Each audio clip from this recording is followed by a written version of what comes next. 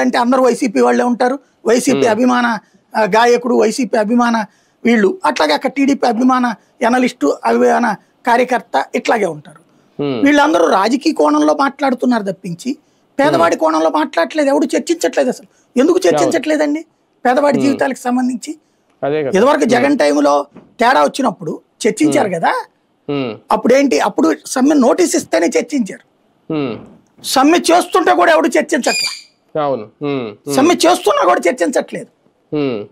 ఇది విచిత్రమైనటువంటి పరిస్థితి. ఇది ఇవాళ మనం వదిలిపెట్టేసేటటువంటి రోగము చాలా ప్రమాదకరం. ఇప్పుడు మా నాన్నగారిదే చూసా నేను.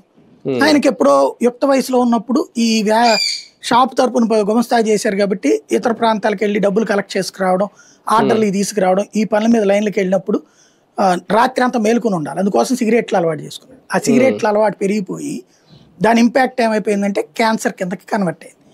ఈ క్యాన్సర్ది ఎట్టుండేదో తెలుసా? అంటే అప్పట్లో ఇట్లాంటిది ఏం లేకపోవడం వల్ల పట్టించుకోలేదు ఆయన. తర్వాత ఆయనకి ఒక వయసు ఏది 50 దాటిన దగ్గర నుంచి బిగినైంది. యూరినల్ బ్లాడర్ లో ఇన్ఫెక్షన్ వచ్చేది. ఆ ఇన్ఫెక్షన్ కి ట్రీట్మెంట్ తీసుకున్నారు, ఏది ఆపరేషన్ అని చెప్పేసి. దాని మీదన అది ఆపరేట్ చేయడం కష్టం, క్యాన్సర్ కాబట్టి రేడియేషన్ ఇవ్వాలంటే లోపల కాబట్టి, యూరినల్ బ్లాడర్ లోపల కాబట్టి రేడియేషన్ ఇవ్వలేము.